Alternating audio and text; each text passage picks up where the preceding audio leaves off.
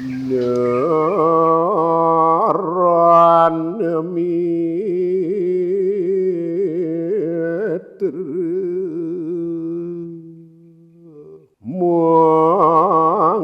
mangeluihan warguna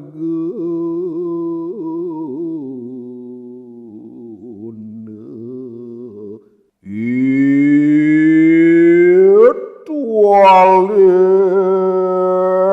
sangiang cindieu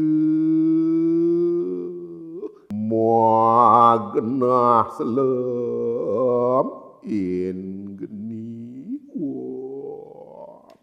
iya wadah sangiang tunggal magenah putih in geni bangkas iya toleh sangiang suksemu magenang hening in geni hane caraku sangut sangiang adnyani magenah in geni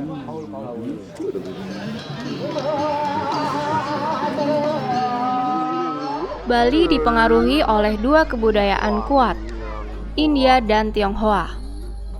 Dalam catatan sejarah kurang lebih tahun 300 Masehi, kebudayaan besar tersebut menyebar dari India ke wilayah selatan dan turun ke Kepulauan Nusantara.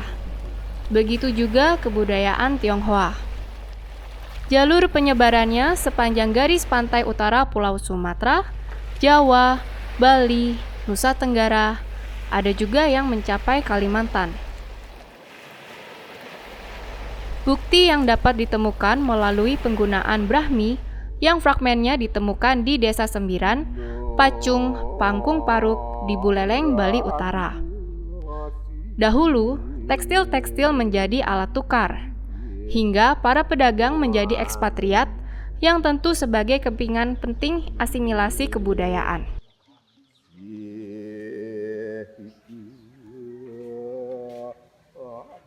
Ini proses pembuatan warna merah, kita campur akar mengkudu dengan batang kepundung, kita rendam selama 3 hari dan setiap hari kita ratakan. Ini sudah tahapan yang ketiga dan setelah 3 hari ini kita cuci dan keringkan di tempat sinar matahari dan hasilnya seperti niki. Ini untuk panjangnya dan ini untuk lebarnya. Dalam menggunakan warna Bali yang nanti aplikasinya nih ke penerapannya pada wayang kulit. Sesuai dengan pengalaman tiang niki, tiang temukan jenis-jenis warna niki kan hanya kebanyakan warna pokok yang terdiri dari warna merah, putih, hitam, kemudian juga coklat agak kekuningan, kemudian ada coklat yang kemerahan mendekati oranye, kemudian warna biru dan ada sebenarnya warna hijau dari dedaunan. Kemudian warna Bali niki tanpa adanya hancur niki tidak ada artinya.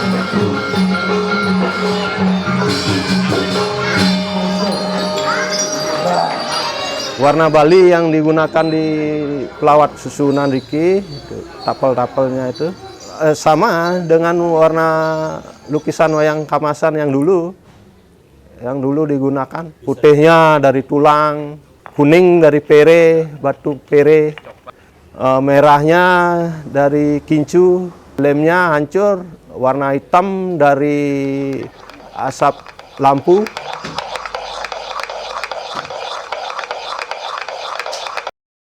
Malih lagi yang doyo, malih biar terus kan prosesnya berulang-ulang, ampun yang kurang lebih menten 3 jam nih kok, ngepong-ngepong nih kok 3 jam 24 jam, daging pun pamor,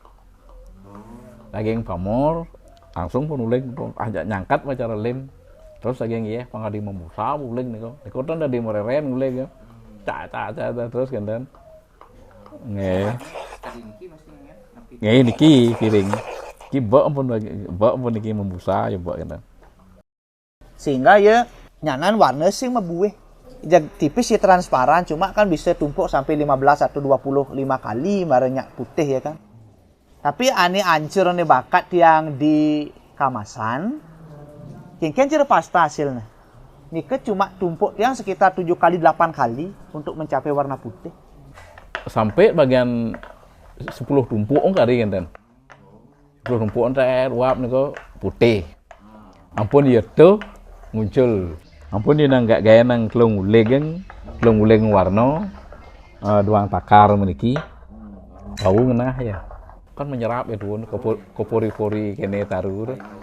Perbandingan antara pere untuk sama lem hancurnya itu tidak ada takaran yang harus sekian gram enggak ada diukur seperti gitu, enggak ada, cuma pakai rasa. Karena pengalaman pasti ini pasti sekian ini.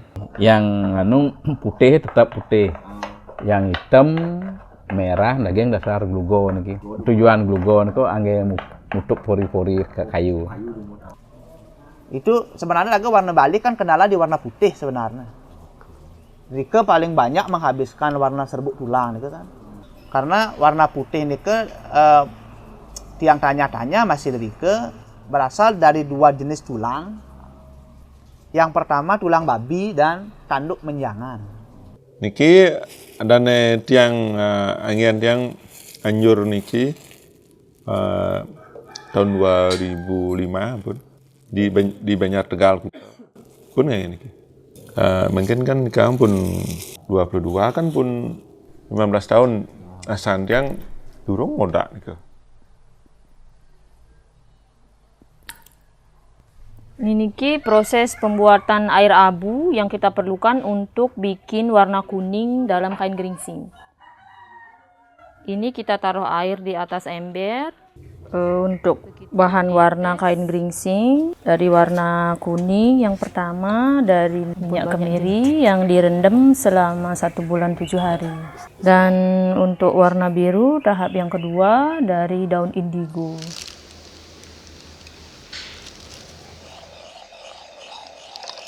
Tentang warna Bali hari-hari ini ya, yang disebut dengan warna Bali dipergunakan sebelum populernya pigmen semacam akrilik seperti itu. Pada masa lalu orang-orang mempergunakan pigmen sebagai warna itu kebanyakan kemudian diimpor dari luar sebetulnya. Dan ini yang kita wariskan di Bali gitu. Yang disebut dengan warna Bali itu adalah gincu, pere, ada juga deluge dan lain sebagainya. Nah, untuk perekatnya itu adalah ancur. Ancur itu berupa lem dia. Nah, itulah yang kemudian kita warisi di Bali dan dinyatakan sebagai warna Bali gitu. Nah, warna Bali hari-hari ini ya tentu saja kemunculan atau kehadiran akrilik di Bali itu tentu saja merubah pengetahuan kita orang Bali ya yang sebelumnya mempergunakan warna-warna yang dalam tanda kutip disebut sebagai warna Bali itu, baik itu gincu, deluge, pere dan lain sebagainya, dengan perekat ancur itu mulai berkurang dan bahkan di beberapa tempat itu sudah tidak ada lagi. Dan bersyukur hari-hari ini beberapa orang atau beberapa seniman yang masih mempercayai bahwa penggunaan warna Bali itu sangat penting, terutama dalam hal konteksnya bahwa warna Bali dengan bahan yang alami gitu ya, dipercaya dapat menghadirkan taksu yang lebih kuat dibandingkan dengan pigmen akrilik dan lain sebagainya. Nah, itu adalah dari sisi kepercayaan.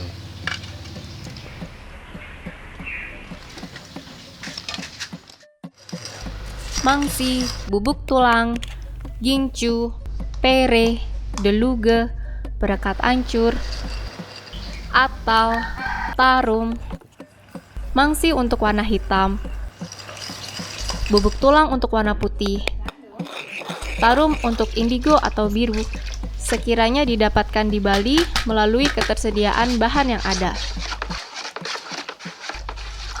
Selebihnya, pigmen warna merah, coklat, oranye, kuning, prada emas, bahkan perekat ancur lebih banyak diimpor dari negeri Tiongkok. Yang menarik adalah cerita tentang batu pere. Dahulu banyak tersebar di kawasan Pulau Serangan dalam radius Pura Sakenan. Dalam ceritanya, batu pere dipergunakan sebagai pemberat kapal-kapal yang berlayar. Sesampainya di Pulau Serangan, batu-batu tersebut dibuang di pantai. Batu tersebut kemudian diolah menjadi warna kuning kecoklatan dan menjadi warna penting pada gambar-gambar wayang kamasan.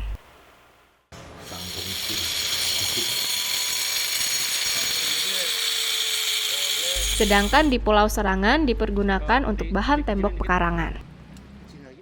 Dalam proses pembuatan warna alami niki untuk gincu yang tidak bisa menyampaikan informasinya karena tiang tidak membuatnya sendiri, dan dari pengrajin yang tiang dapat pun niki dia tidak buat sendiri dan dia datangkan dari Cina. Ada 2 jenis gincu yang tiang dapatkan. Kalau kamasan lebih cenderung gincunya warnanya merah marun. Ya ini kan biasa, memang dari dulu dah dia pakai warna kuning tuh dari pere. Tidak ada lagi, pasti ya kalau lukisan kamasan pasti pere. Atau kalau masih sisa dia warna kuningnya ditambah kincu dia. Kincu merah dari Cina. Bahwa kok bisa ngambil di Pulau Serangan gitu loh, tidak di Pulau Sanur kan gitu ya. Tiang juga niki tiang belum tahu yang menemukan ke Pulau Serangan siapa, itu yang belum tiang. Kok bisa dipakai warna? Kan awalnya nyoba-nyoba berarti kan. Tiang tahu cuman dari zaman kerajaan Watu Renggong sudah ada berupa lukisan wayang kamasan dengan menggunakan bahan dari alam seperti ini. Niki tiang di kamasan boleh, banding tiang sana boleh di kamasan, kekerasnya ya, asalnya patah kan, niki hasilnya. Tiang nafsir, niki kan sebenarnya pigmen kan niki. Tiang yakin niki yang di rumun kamas nika.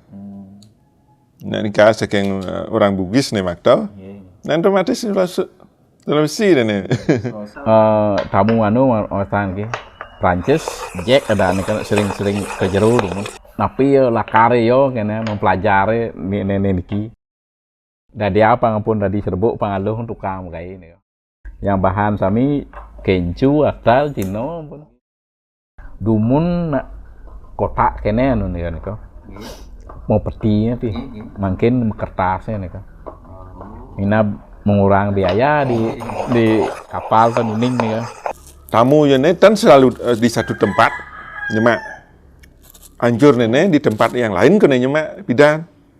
Nih dumun nih kan orang yang len kena nih, ya rekat nih.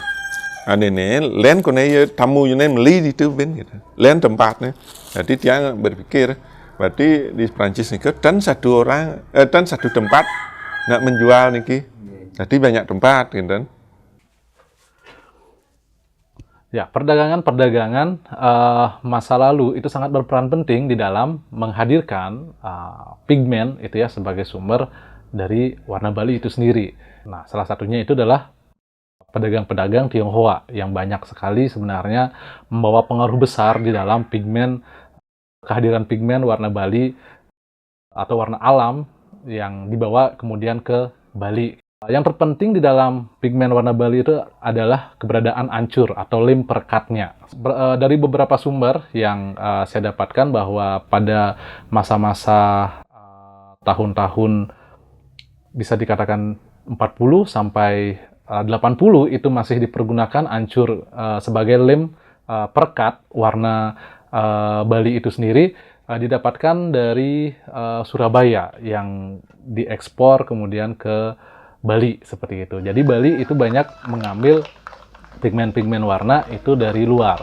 Nah, sedangkan untuk Bali itu sendiri untuk pigmen warnanya itu ada 2 yang dapat dikatakan original yang dimiliki Bali itu adalah yang pertama hitam, didapatkan dari mangsi itu ya, dan kedua itu adalah warna putih yang didapatkan dari tulang sebagai pewarna yang yang ditumbuk sampai halus. Nah, dua gelombang besar persebaran kebudayaan India menyebar dan dipergunakan sekaligus berkembang seturut kebudayaan lokal yang dilabuhi. Aksara Brahmi yaitu ke arah utara dan ke arah selatan India. Aksara Brahmi utara berkembang menjadi aksara Siddhamatrika, Kutila, Proto-Bangla, Dewanagari, Gujarati, Sarada, Tibet, Nepalaksara atau Ranjana, dan sebagainya. Sedangkan aksara Brahmi selatan sendiri menurunkan aksara-aksara Tamil, Kannada, Telugu, Malayalam, Sinhala, Khmer, Lao, Cham, Thai, Kawi, Batak, Sunda, Jawa, dan aksara daerah kepulauan Indonesia lainnya, termasuk Bali. Prasasti Blanjong juga memuat aksara Siddhamatrika. Tinggalan ini menjadi salah satu bukti bahwa aksara turunan Brahmi Utara juga sempat singgah di Bali. Siddhamatrika biasa digunakan untuk menulis teks berbahasa Sanskerta. Dalam prasasti Blanjong, aksara ini digunakan untuk menulis bahasa Bali kuno. Pengaruh budaya Tionghoa tidak kalah penting berkembang di Bali. Pemujaan leluhur merupakan indikasi pengaruh Tionghoa kuno. Raja Jayapangus yang terkenal dengan Kang Chingwi menjadi ikon Barong Landung. Penggunaan prada emas, warna merah menyala, uang kepeng yang harus selalu ada dalam ritual besar maupun kecil, pemujaan-pemujaan terhadap Ratu Subandar yang pernah ditemukan adalah pemujaan dalam bentuk pengarcaan berupa Ide Betara Cina dan Ide Betara India.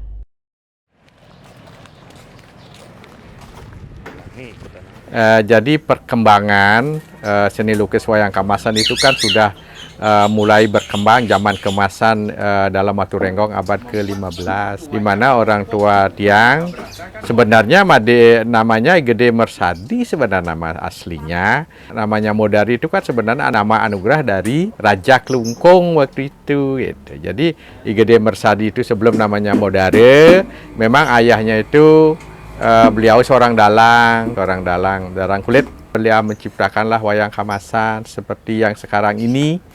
Dari raja, perintah raja disuruhlah berkreasi. Perjan yang ada di Sewongkoning Jagat Klungkung disuruh berkreasi untuk membuat karya yang terbaik. Pada saat itu dapatlah juara. Yang waktu dilombakan itu adalah karakter Patih Modare gitu.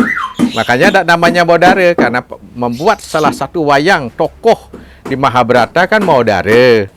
Modari itu kan nama seorang patih cerita Mahabharata, sehingga dia melukis gitu, dipersentokan itu lomba itu kagum rajanya. Sedurung ide bagus tukar buat nika wenten lingsiran malih ide made gunung kan. Nika sampun sane ngarianan ini wayang niki taler Togogring Semanggian nika kekaryanan mungkin tahun 18-an ya. Ampun kenten yang dipakai nika warna-warna tradisi, kadi warna alam nika, lugo nika, terus wenten batu kere, kadi dumun nika mungkin lah artinya batu bata nika mungkin kayak warna merah nika, batu bata, batu paras atau batu ring pasih kenten. Kadi ring wayang sane wawu nika. Nah niki ancur jadi nih yang belum pas artinya dalam penggunaannya. Padu bicara singa padu nih. Tapi ini langka.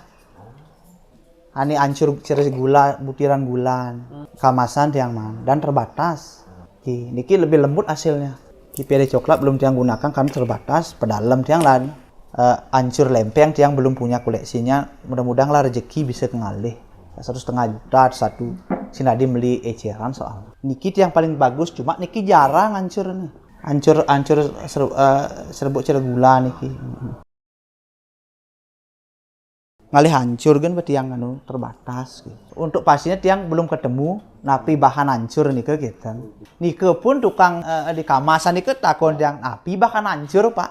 Napi karena ada produksi di Jawa. Kemungkinan patah, tapi baunya hampir mirip. Cuma hancur ne tekan mangkin niki kurang tajam baunya. Misalnya yang dumun yang ngai warna Bali dari jauh pun berbau. Yang makin kita bau ya. Nika habisnya semenjak gempa Jogja nika. Hancur dan wentan. Habis nika kencu dan wentan. Ternyata sampai sekarang dan wentan. Jak Bampangan jadi. Dia wentan kirim saking Sulawesi di Toraja. Dia betul nan mereka tebuk tiang rumah-rumah tradisional Toraja itu ingin coklat. Oh ini pakai ini batu alam ini dicampur sama lem gitu. Niki dumun di renon meniki tekoling Jogja dumun asal niki. Wenten Cina nih kan. Nggih, ring renon tongos. Nggih, niku pun ngabang-abang ke Puri.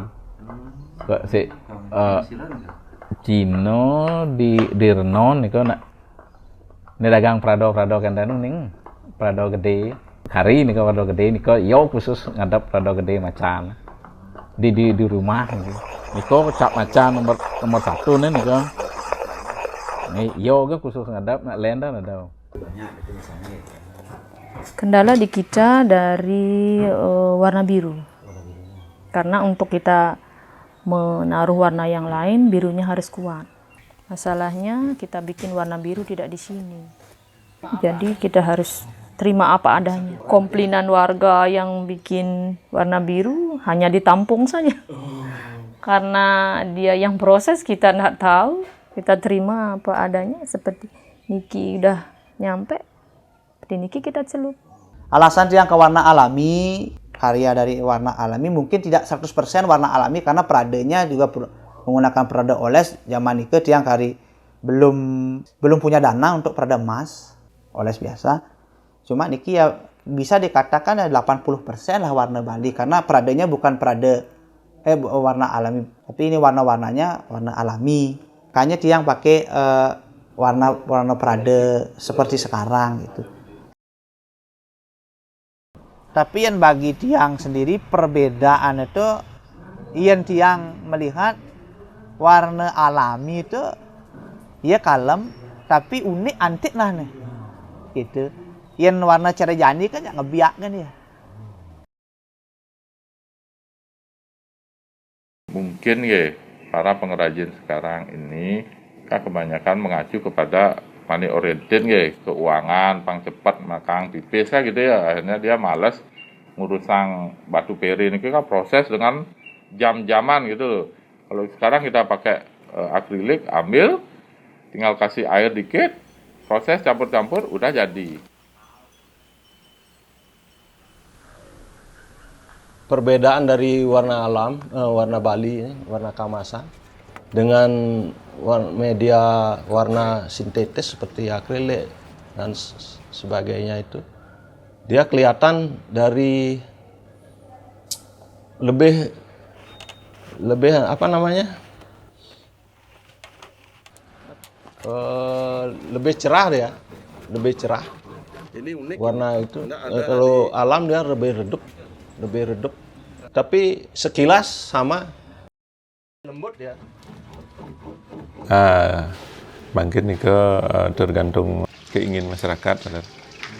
Yang banyak lagi kata sekali nyidang ngerah pada Bali teman. Yang kari berusaha mempertahankan. Yang minan tan ya wentan. Tapi yang nerang tan wentan dengan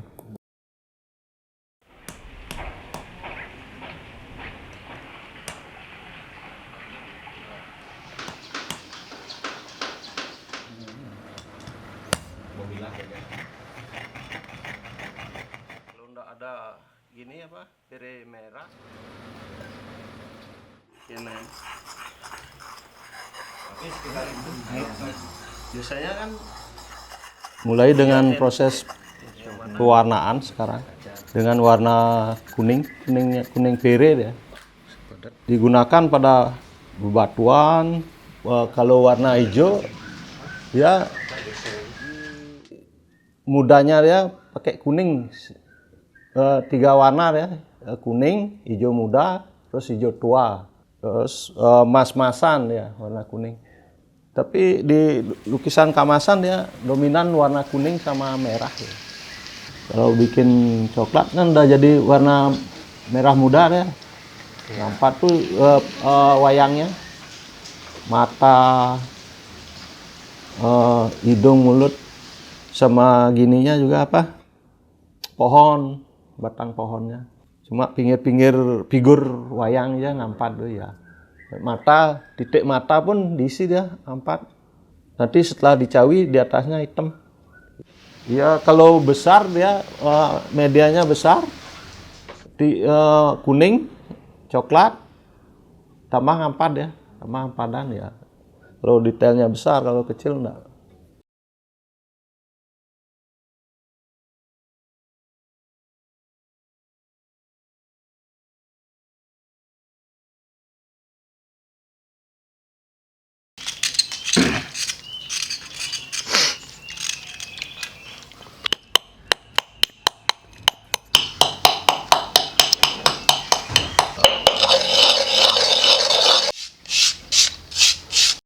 Kuning niko angge untuk mencampur warna, makarya warna napi, kulit kene, kulit lemo artinya.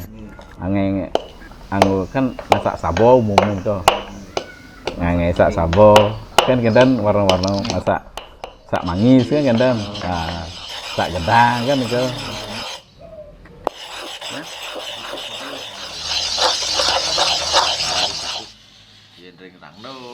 Ane oren dia ke gurun dia niko kan, tapi oren ke gurun dia makin niko sak mangis selalu pun atal kuning niko atal, hitam merah, dasar kan putih niki, ulek pun terus niko, dia pun durung daging hancur colek pun dibasah aja dikering nak beda, dikeringnya bis ya pasti mudah mindah kan, malih pencampur sesuai dengan keinginan kali.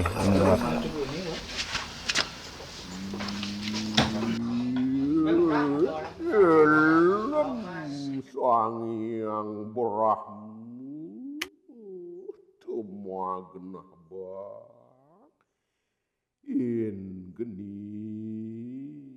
heni noran masih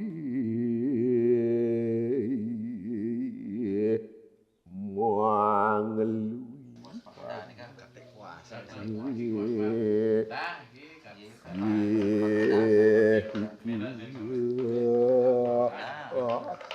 Untuk membuat warna putih, bahan utama yang digunakan adalah tulang tanduk kijang dan ancur.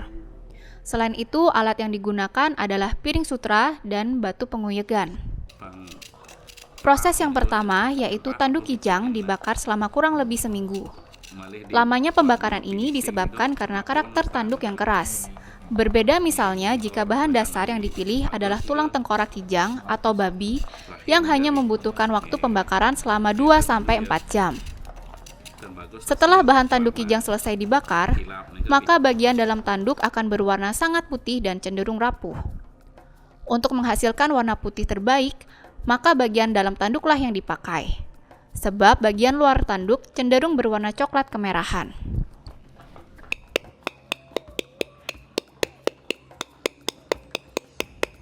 Setelah menjadi bubuk kasar, selanjutnya tanduk akan ditumbuk dalam wadah.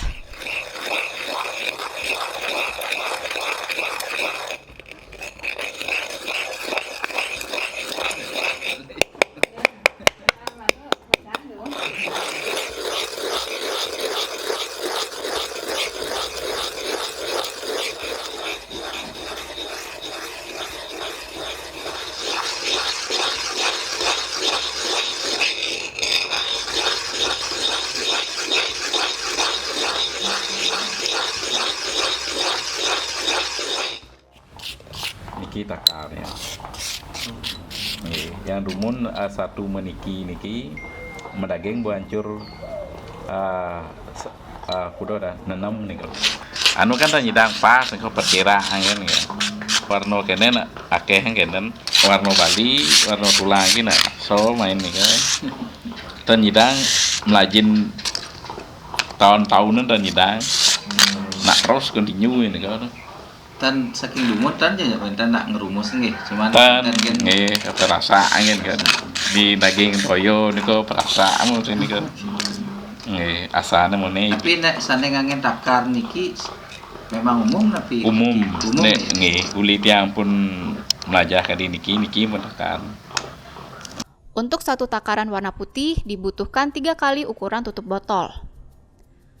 Dilanjutkan dengan proses nguyek sambil menambahkan air secara bertahap. Kita dengan takar ini Apa ini? iya nanti kita Niki warna niki nak tujuan nguyek niki pang lebang ya warna. Nggih, kan terus panas ya bergesek niki. Nggih, lebang warna. Enten ya anu kan pengaruh ya di kekuatan pengaruh kekuatan kan. Warnanya pengaruh sini kan. Pun yo lepah wasana lepah lebang kan. Selanjutnya dicampur dengan ancur sembari terus digiling dan ditambahkan air secara perlahan-lahan. Dalam proses pembuatan warna putih, penggunaan pamor atau kapur sirih tidak dipakai, sebab tanduk sudah mengandung zat kapur, sehingga kepekatan warna yang akan dihasilkan sudah cukup.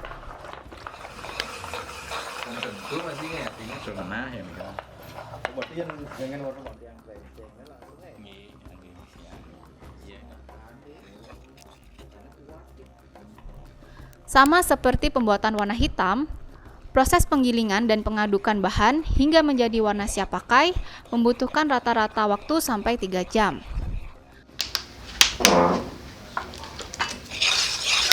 kopek-kopek di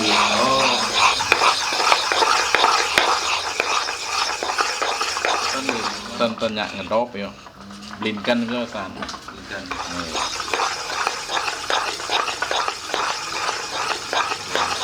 Ya. Akrilik kan pasar sih. Sekali umur pun. Selanjutnya, jika warna putih telah siap, akan ditampung dalam wadah dan ditutup dengan daun dadap agar tidak cepat kering. Penyerat Islam aja.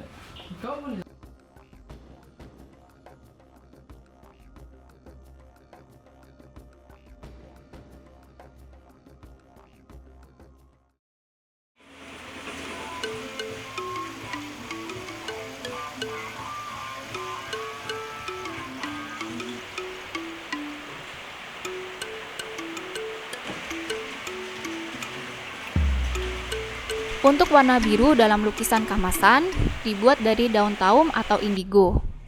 Adapun cara pembuatan warna biru ini adalah sebagai berikut.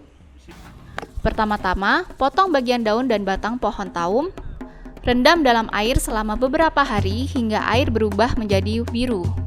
Kemudian pisahkan daun taum.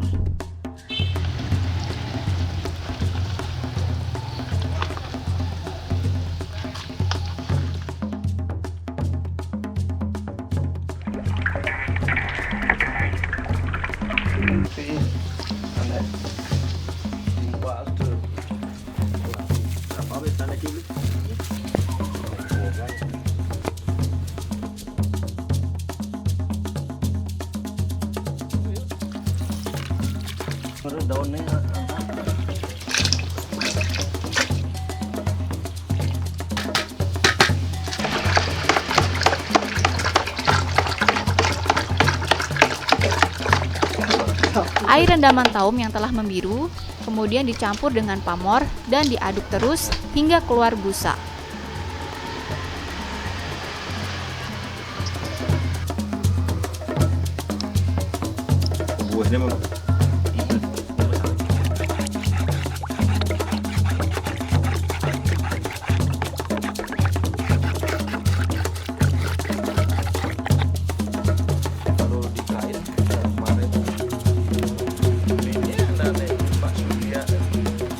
Busa ini kemudian diambil dan dijemur. Setelah kering, busa ini akan berubah menjadi serbuk atau pasta karena telah bercampur dengan pamor. Selanjutnya, air taum yang tanpa busa dan sudah tercampur pamor didiamkan selama beberapa hari hingga endapan pamor yang telah bercampur dengan daun taum terpisah dengan air. Air yang telah bening ini selanjutnya dibuang. Endapan pamor dan ekstrak taum ini diambil dan dijemur hingga menjadi bubuk atau pasta.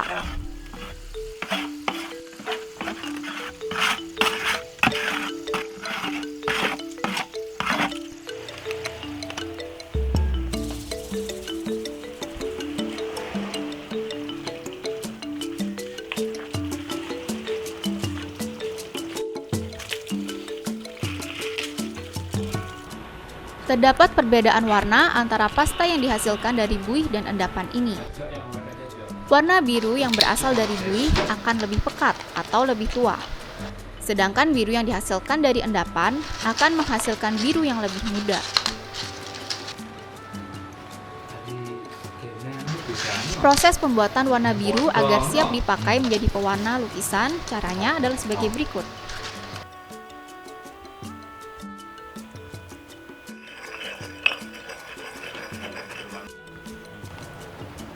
Campurkan bubuk pasta taum dengan ancur. Aduk sembari ditambahkan air secara perlahan-lahan. Jika adonan ini sudah dirasa ideal, tampung dalam wadah dan tutup dengan daun dadap agar tidak panas serta terhindar dari debu.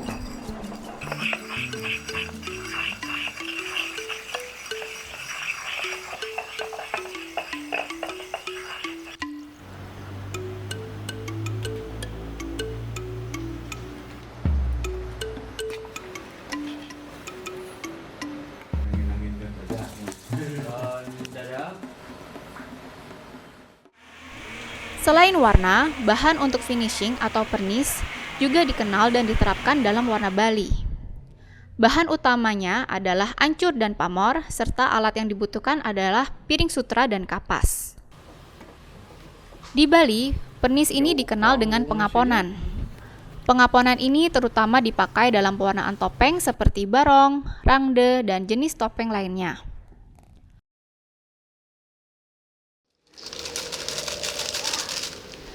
Proses pembuatan pengaponan dimulai dengan menggiling dan mengaduk ancur dengan air sedikit demi sedikit.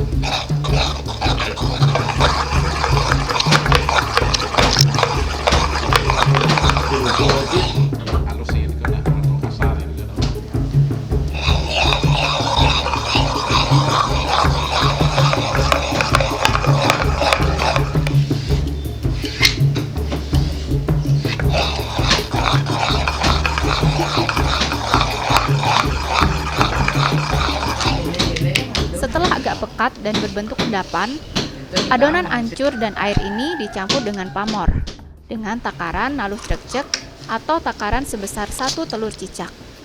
Setelah diaduk dan digiling, adonan akan semakin kental dan lengket.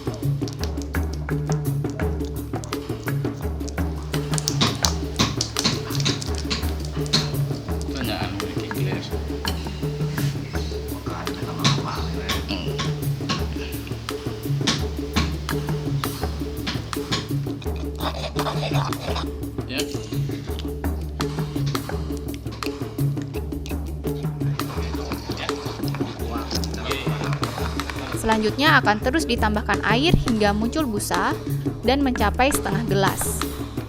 Proses ini memakan waktu sekitar 4 jam.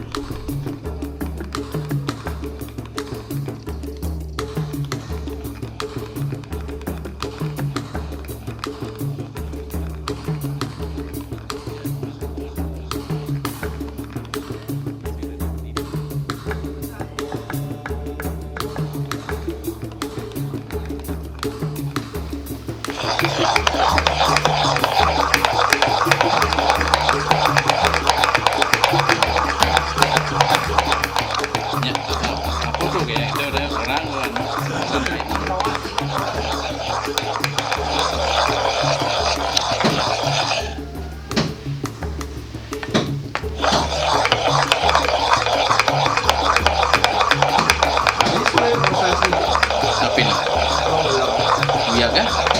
Lah.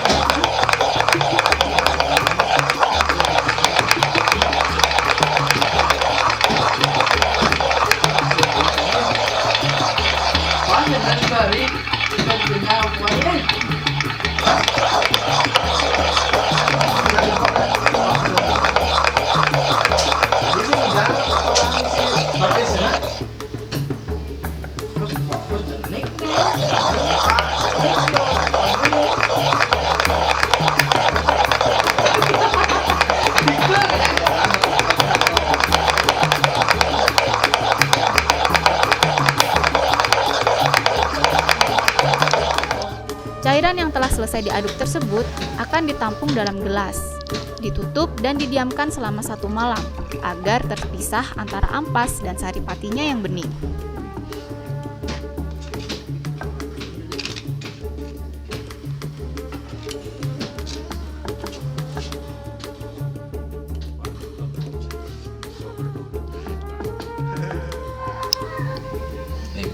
Setelah didiamkan selama 1 malam, cairan tersebut kemudian disaring dengan menggunakan kapas agar pengaponan yang dihasilkan benar-benar bersih, terbebas dari kotoran.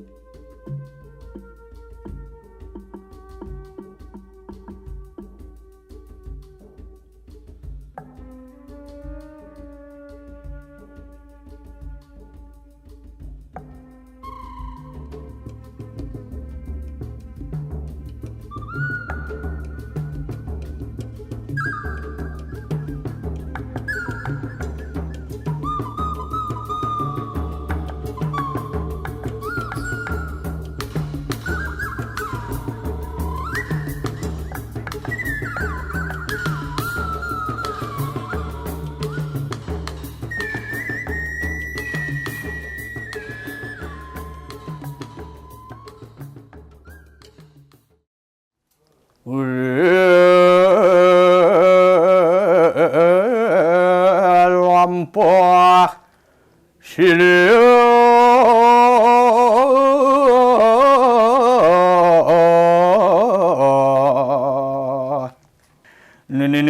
Ini jani subuh lilandas kulo neked ini madan.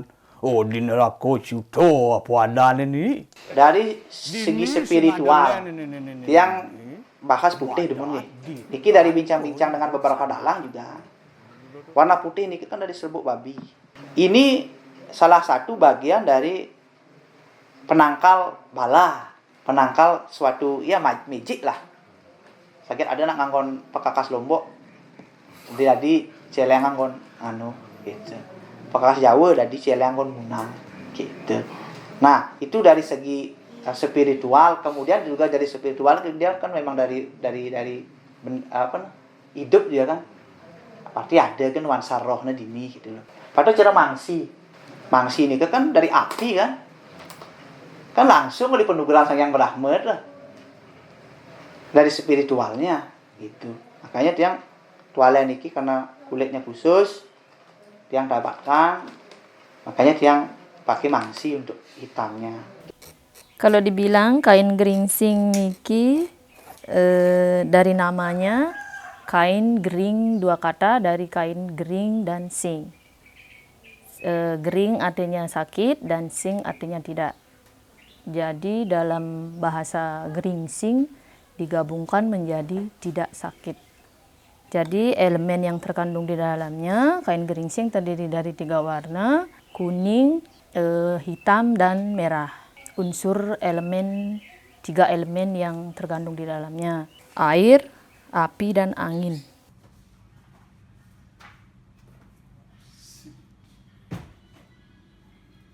Pada tahun 2015 sampai dengan 2017 awal ya. Nah, di sana sih sebenarnya perjumpaan saya dengan Pak Dr. Iwayan Karje gitu, di Penestanan. Nah, pada waktu itu saya dengan tim Gurat Institute itu meriset tentang Pak Karje dan rencananya akan dijadikan buku. Nah, dari perjumpaan saya dengan Pak Karje memberikan saya penyadaran bahwa ternyata Bali itu ya mempunyai skema tentang teori warna. Kemudian saya memikirkan untuk membuat sebuah skema tentang teori warna Bali yang berdasarkan pada sisi atau aspek-aspek teologis yang saya ambil dari banyak teks-teks yang ada di lontar-lontar ataupun transkripsi lontar yang di dalamnya terdapat pengetahuan tentang warna Bali.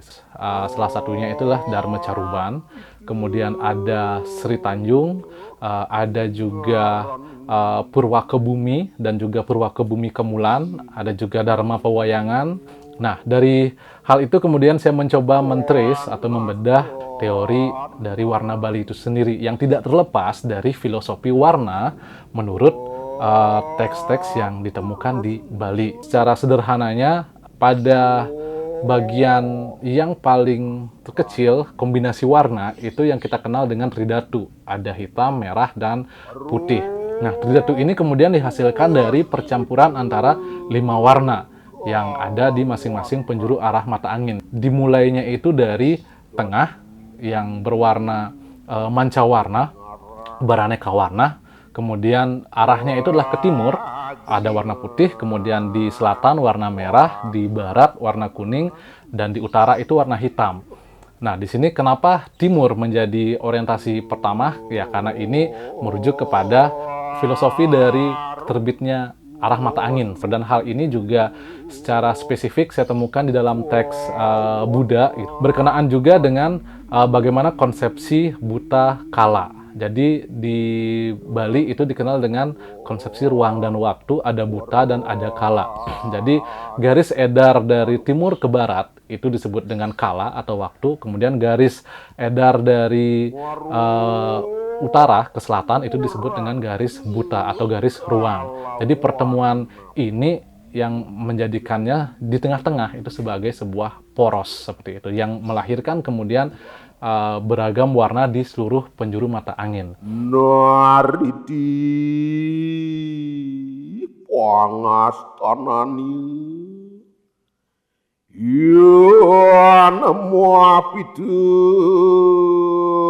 marokersen iju dengarani waibi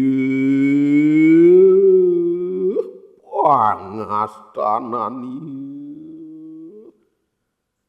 kresna marokalawan suwite biru terupani air sani pangastanani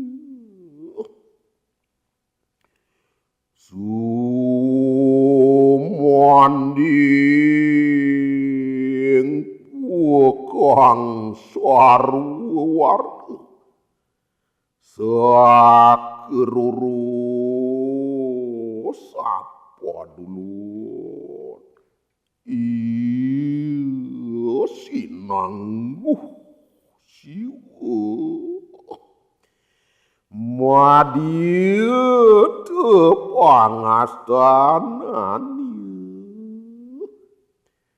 Surgan temas dosa